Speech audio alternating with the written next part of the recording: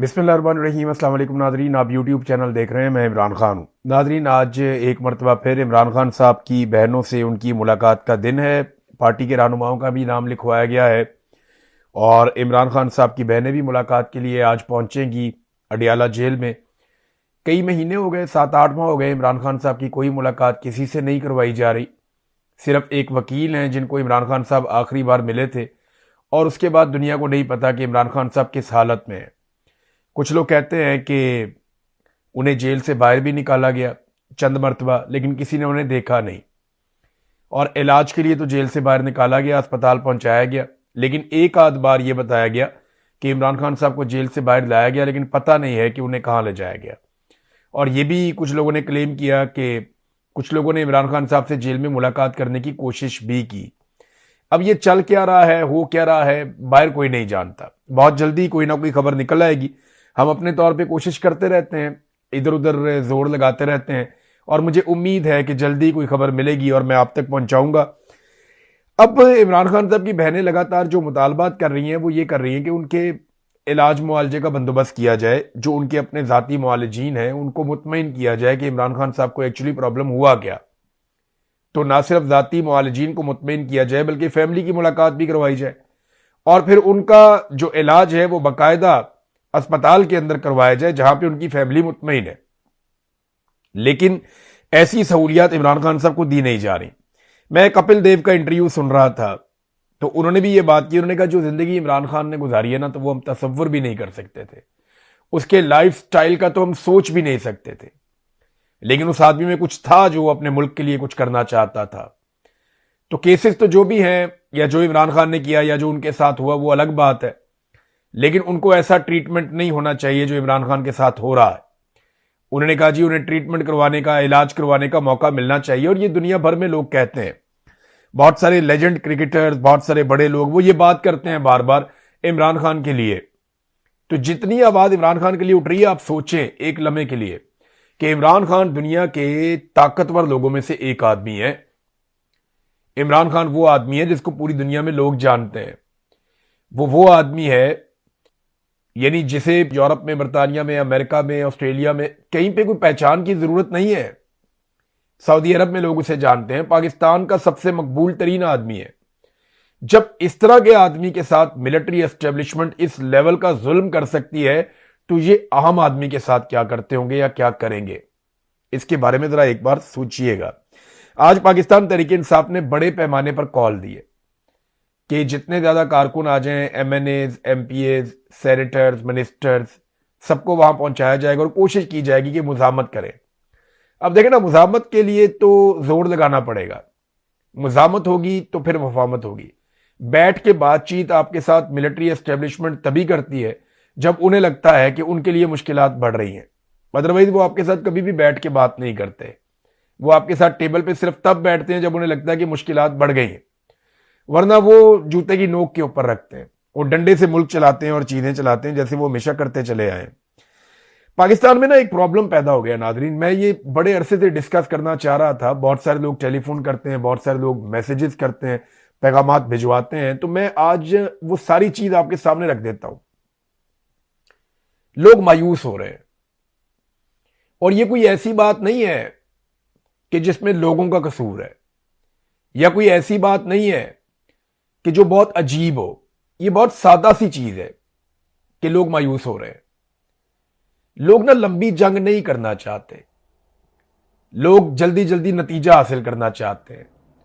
लोग मुख्तसर लड़ाई के अंदर दिलचस्पी रखते हैं। लोग नहीं चाहते कि लंबी लड़ाई हो। आसाब की लड़ाई जो होती है ना, वो बहुत लंबी होती है। उसमें आपको सब्र चाहिए, आपको इस्तकामत चाहिए, और यही सबसे बड़ा हथियार होता है इस लड़ाई में। अल्लाह रब्बुल इज़्ज़त कुरान पाक में क्या कहते हैं, बार बार क्या तलकीन करते हैं। कितनी मर्तबा सब्र का जिक्र आया कि वो लोग, उनके लिए खुशखबरी है जो सब्र करते हैं। तो जो लोग सब्र करते हैं उनको लंबी लड़ाई भी लड़नी पड़ती है तो वो जीत जाते हैं एक दिन, और जो लोग सब्र नहीं करते वो जल्दी मायूस हो जाते हैं। तो अपने रब की रहमत से मायूस नहीं होना चाहिए, उसकी मदद से मायूस नहीं होना चाहिए। अल्लाह ताला की मदद जरूर आती है उन लोगों के लिए जो लोग साबिर होते हैं। हमें ना छोटी छोटी लड़ाइयों की आदत है, फटाफट नतीजा निकल जाए, यहां गए, ये कार्रवाई डाली, फौरन नतीजा निकल गया। ऐसे नहीं होता। बांग्लादेश में अगर आज इनकलाब आया तो 15 साल तक बांग्लादेश के लोगों ने बर्दाश्त किया, मार खाई, और 15 साल के अंदर वो इस जगह पे पहुंचे कि उन्होंने उखाड़ के फेंक दिया सारा निजाम। यही श्रीलंका में हुआ, यही नेपाल में हुआ। दुनिया में जहां पे भी इनकलाब आता है वो एक दिन में नहीं आता, या कोई तब्दीली आती है वो एक दिन में नहीं आती। पाकिस्तान की मिलिट्री एस्टेब्लिशमेंट के पास जो सबसे बड़ा हथियार है वो क्या है? मायूसी। कि जितनी मायूसी फैलेगी उतने ज्यादा लोग एफर्ट करना बंद कर देंगे, कोशिश करना बंद कर देंगे। तो बहुत सारे ऐसे लोग जो मुझे माजी में बड़े तगड़े दिखाई देते थे, बहुत मुतहर्रिक थे, बड़ा जोर लगाते थे, वो मुझे उनमें से ना मायूसी की बू आई। वो मुझसे बात करते हैं, मुझे महसूस होता है, बल्कि वो खुद ये कहते हैं कि अब तो मायूसी हो रही है, कोई रास्ता निकलना चाहिए। देखिए, आप अपने मकसद को सिर्फ पहचानिए और ये सोचिए कि क्या आप हक पे हैं। अगर आप हक पे हैं तो आप डट जाइए, नतीजा तो अल्लाह रब्बुल इज्जत निकालेगा। इमरान खान क्या कहता था? वो जेल के अंदर बैठा हुआ, वो मायूस नहीं हुआ। वो जेल में बैठा हुआ, उसने हार नहीं मानी। वो जेल में बैठा हुआ, वो डट कर अभी तक खड़ा हुआ कि नहीं, मैं इनका मुकाबला करूंगा, ये मेरी शराइत के ऊपर आएंगे, मैं इनकी शराइत के ऊपर नहीं आऊंगा। ये आसाब की लड़ाई है, ये लंबी चलेगी। अच्छा, इसका मतलब ये नहीं है मायूसी का कि मिलिट्री एस्टेब्लिशमेंट मकबूल हो गई है, या इसका मतलब ये भी नहीं है कि मिलिट्री एस्टेब्लिशमेंट के लाए हुए बंदे मकबूल हो गए हैं। ये जब भी इलेक्शन होगा सारा पाकिस्तान निकलकर एस्टेब्लिशमेंट की मर्जी के खिलाफ ही वोट डालेगा। इसका मतलब ये नहीं है। हां, ये जरूर है कि लोग एफर्ट अपनी थोड़ी सी कम कर देते हैं, जोर लगाना बंद कर देते हैं, क्योंकि लोग मायूस हो जाते हैं। लेकिन लोग अपनी राय नहीं बदलते, ये हम सब जानते हैं। राय लोगों की वही रहती है, जहां उन्हें मौका मिलता है। जैसे ही उम्मीद की कोई किरण आएगी ना, आप देखेंगे लोग कैसे निकलेंगे। जैसे ही थोड़ी सी उम्मीद आएगी, ठंडी हवा चलेगी, या कोई एक इंसिडेंट होगा, आप देखिएगा लोग कैसे निकलेंगे और कैसे ताकत पकड़ेंगे। तो जो लोग मायूस हो रहे हैं ना, मेरी उनसे ये गुजारिश है कि आप मायूस ना हो, आप सिर्फ ये सोचें कि आप हक पर हैं। अगर आप हक पर हैं ना, तो आप डट जाएं, जितना लड़ सकते हैं उतना लड़ लें। कोई छोटी बात करता है, कोई बड़ी बात करता है, कोई बहुत बड़ी बात करता है, कोई बात नहीं करता, दुआ कर लेता है। जो जैसे कर सकता है, जितना हिस्सा डाल सकता है वो उतना हिस्सा डाले। मायूस नहीं होना आपने, क्योंकि मायूसी पाकिस्तान की मिलिट्री एस्टेब्लिशमेंट का सबसे बड़ा हथियार है। वो यही करते हैं, हमेशा आपको मायूस कर देते हैं। नहीं नहीं, इस मुल्क का कुछ नहीं बनना, ओ यार यही चलाते हैं या यही चलाते रहेंगे। ऐसे नहीं, कोशिश करें, जोर लगाए, थोड़ा लगाए, ज्यादा लगाए, पॉज लेना ना। आप रेस्ट करना चाहते हैं, आप थक गए इससे, निकल जाएं इसमें से थोड़े दिन के लिए, अपने आप को फ्रेश करें, फिर वापस आए, फिर नए सिरे से लड़ना शुरू करें। ये जल्दी खत्म होने वाली लड़ाई नहीं है, चलेगी। अभी इमरान खान साहब बाहर भी आ जाएंगे ना, फिर भी चलेगी। इमरान खान साहब की हुकूमत भी आ जाएगी ना, फिर भी चलेगी। ये लड़ाई अब इस कौम को एक दफा मंतकी अंजाम तक पहुंचानी पड़ेगी। हो सकता है साल, 2 साल, 10 साल, 20 साल, लेकिन अपने आप को इसके लिए तैयार रखें। आप ऐसा, इसको लाइफस्टाइल आपको बनाना पड़ेगा कि ठीक है, आप बाकी सारे काम कर रहे हैं, जिंदगी नॉर्मल गुजर रही है, लेकिन अपना एक मौक़िफ़ आपने रखा हुआ है कि पाकिस्तान के फैसले पाकिस्तान की आवाम करेगी। यहां पे जमहूरियत होनी चाहिए, रूल ऑफ लॉ होना चाहिए, इंसानी हकूक की पामालियां बंद होनी चाहिए, आज़ादी इजहार राय होना चाहिए। लोग अपने मैंडेट के जरिए से हुकूमतें बनाएंगे और गिराएंगे। लोग फैसला करेंगे कि मुल्क कैसे चलेगा। इसके ऊपर आप डट जाएं, तो आप देखिएगा एक दिन आप जीत जाएंगे, क्योंकि लड़ाई अभी बड़ी लंबी चढ़नी है। देखिए ना, इन्होंने इतनी मेहनत करके इतनी बड़ी एम्पायर खड़ी की है, इतने सारे कारोबार हैं, इतना सारा मुनाफा है, इतने बड़े बड़े ओहदे हैं, उनके अंदर इतना सारा इस्तिस्ना है, उनके अंदर इतनी सारी सहूलियात हैं। अब ऐसे तो नहीं कोई छोड़ देता। दूसरी तरफ पाकिस्तान की कौम है, वो ये जानती है कि वो लगातार पिसते चले जा रहे हैं, पिसते चले जा रहे हैं, कौम को मिलता ही कुछ नहीं है, कौम तो परेशान है। तो ये लड़ाई लंबी चलेगी। नादरीन, कोर कमांडर्स की एक कॉन्फ्रेंस हुई है और उसकी जो अहम तरीन चीजें सामने आई वो मैं आपके सामने रख देता हूं। एक तो जो पानी का मसला है वो उसमें डिस्कस हुआ, ये बहुत इंपॉर्टेंट है। देखिए, जो DGISPR है उन्होंने बड़े जोरदार तरीके से कहा था कि तुम हमारा पानी बंद करोगे, हम तुम्हारा सांस बंद कर देंगे। तो ये जो सांस बंद करने वाला मामला है, इसको अब आगे बढ़ना चाहिए। इंडिया से हर हाल में पाकिस्तान को अपना पानी खुलवाना पड़ेगा।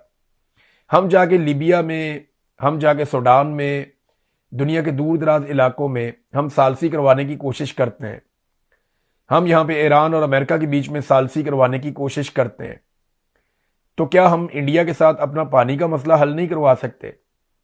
जब आप दुनिया के काम आते हैं तो दुनिया से बोलें कि वो आपकी मदद करें, और जो आपका हक, आपका पानी इंडिया रोक रहा है, वो खुलवाने में आपकी मदद की जाए, आपको सपोर्ट की जाए। तो हर हाल में पाकिस्तान का पानी खुलना चाहिए और पुरअमन तरीके से खुलना चाहिए। लेकिन पानी का मसला इतना सीरियस है कि अगर इसके ऊपर खुदा ना खास्ता कोई लड़ाई भी लड़नी पड़े तो पाकिस्तान को लड़नी पड़ जाएगी। ये हर पाकिस्तानी जानता है और पाकिस्तान की एस्टेब्लिशमेंट भी जानती है। तो इसके ऊपर अच्छी बात है कि डिस्कशन हुई है, तो मैं उम्मीद करता हूं कि भारत के साथ अब इस मामले पे आगे बढ़ेंगे। कश्मीर के इशू के ऊपर बात हुई, लेकिन यहां पे बात हुई मकबूजा कश्मीर के। भारत वहां पे पाकिस्तान की शारक के ऊपर ये ज्यादती कर रहा है, ये ज्यादती कर रहा है। देखिए, भारत के खिलाफ कभी कश्मीरी इतनी बड़ी तादाद में बरतानिया में नहीं निकले जितनी बड़ी तादाद में पाकिस्तान की एस्टेब्लिशमेंट के फैसलों के खिलाफ कश्मीरी बरतानिया में निकले। आज भारत में कश्मीरी एहतजाज करते हैं अपने हकूक के लिए, तो पाकिस्तान में भी जो आजाद कश्मीर है वहां पे भी कश्मीरी अपने हकूक के लिए एहतजाज कर रहे हैं। जब आप कहते हैं ना कि भारत में कश्मीरियों को उनके हकूक मिलने चाहिए, तो सेम टाइम में आपको यह भी कहना चाहिए और यह मानना पड़ेगा कि पाकिस्तान में कश्मीरियों को उनके हकूक नहीं मिल रहे। उनके बड़े जायज मुतालबात हैं। वो ये कहते हैं कि हम अपना मैंडेट खुद लेकर आएंगे, हम अपने हुक्मरान खुद चुनेंगे। ऐसा नहीं हो सकता कि आप बाहर से लाकर बंदे हमारे ऊपर मुसल्लत कर दें। और ज्यादातर वही लोग आते हैं जो मिलिट्री एस्टेब्लिशमेंट से चिट लेकर जाते हैं कि जनाब हमें हिस्सा दिया जाएगा। तो जब आप कश्मीर की बात करते हैं, कोर कमांडर कॉन्फ्रेंस में बड़ा संजीदा फोरम है, बहुत बड़ा फोरम है पाकिस्तान का, तो फिर आपको आजाद कश्मीर में भी कश्मीरियों को हक देना चाहिए और देना पड़ेगा। अफगान सरहद दहशतगर्दी का मामला, भारत की मुदाखलत, ये वो सारी चीजें जो पहले भी बातचीत होती रही, तो मेरा नहीं ख्याल कि इसके ऊपर डिस्कशन करनी चाहिए या इसमें कोई ऐसी चीज है जिस पर मैं एनालिसिस करूं, वो खबर के अंदर है, वो आप देख सकते हैं। नाजरीन, रजा डार का मामला, जो इसहाक डार का नवासा है, अली डार का भांजा है, नवाज शरीफ का रिश्तेदार, रजा डार के बारे में पुलिस और शरीफ खानदान के वफादार ये तासुर फैला रहे हैं लगातार कि ये शख्स रेप का हिस्सा नहीं है, यानी जो जिनसी ज्यादती हुई खवातीन के साथ, उस ज्यादती का ये शख्स हिस्सा नहीं है, तो बाकी इसका लेन देन का मामला था। देखिए, ये हो नहीं सकता, कानून में इसकी कोई गुंजाइश नहीं है। रजा डार है मरकजी मुलजिम, और ये जो कुछ भी हुआ उसका सबसे अहम और मरकजी किरदार रजा डार था। उसी के ऊपर सबसे बड़ी जिम्मेदारी आयद होती है और उसी को सबसे ज्यादा सजा होनी चाहिए। और मैं एक चीज आपको और क्लियर कर दूं कि जिस नौयत का केस है ना, इसमें राजीनामा भी नहीं हो सकता। अगर खवातीन के साथ रजा डार और बाकी लोग राजीनामा भी कर लेते हैं ना, तब भी इन तमाम लोगों को सजा मिलनी ही मिलनी है। यह नहीं हो सकता कि इस तरह के केस में राजीनामा हो जाए। इस तरह तो पूरा मुआशरा तबाह बर्बाद हो जाएगा। जो ताकतवर होगा वो जुल्म करेगा और जुल्म करने के बाद कमजोर के साथ राजीनामा करेगा और लाके सरकार को दिखा देगा, और सरकार कहेगी जिनका राजीनामा हो गया लिहाजा मुकदमा खत्म। तो जालिम को और ताकतवर को और पैसे वाले को तो जुल्म करने का जवाब मिल जाएगा हमेशा के लिए। तो यहां पे ये नहीं हो सकता। अच्छा, इसको करना ये चाहते हैं कि रजा डार के मामले को लेन देन पे लाके तो लेन देन का तनाजा हल कर ले खवातीन के साथ कि जनाब ये हमारा हो गया, तो रजा डार तो गया बाहर, और जो बाकी हैं उनका जिनके रेप वाला मामला है तो वो अपना मुकदमा देखते रहे।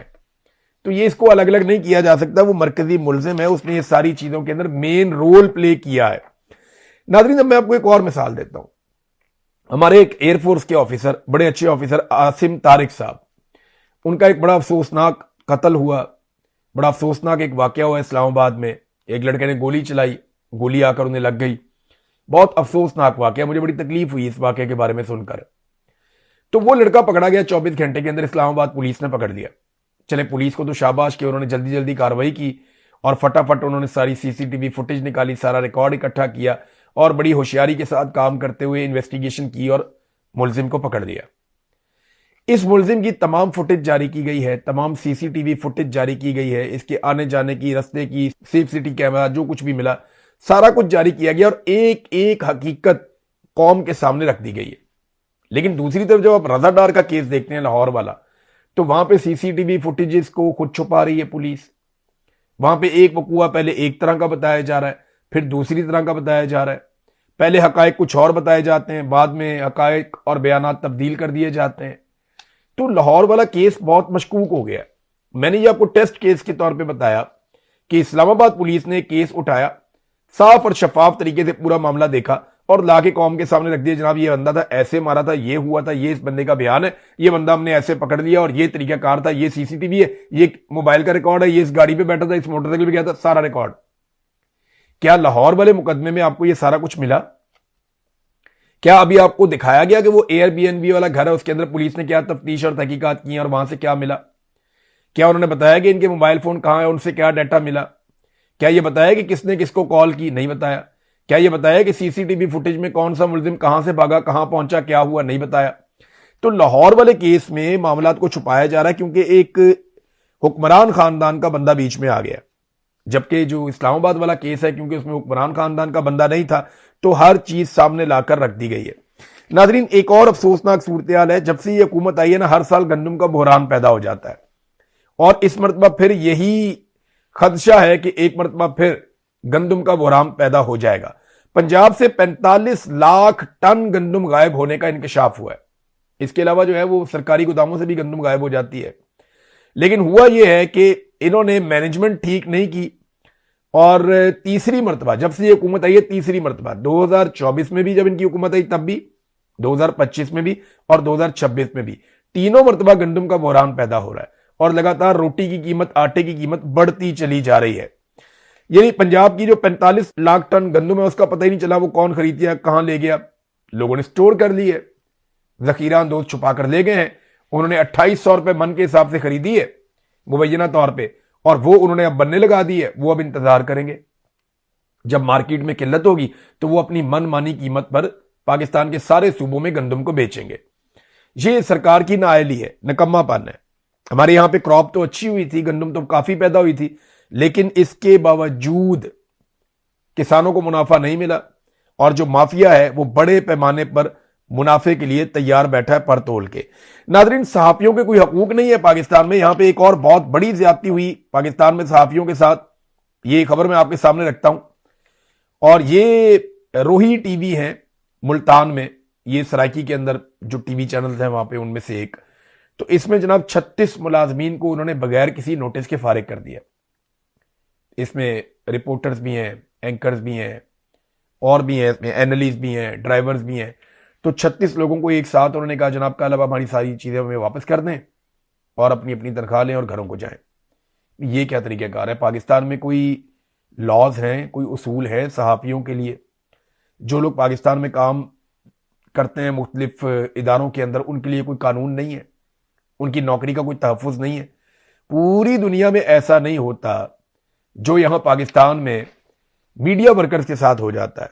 ये वो लोग हैं जो दूसरों के लिए आवाज उठाते हैं, तो उनके अपने साथ क्या हो रहा है ये भी आपके सामने। एक और चीज नाज़रीन, मालाकंड में ना आने वाले दिनों में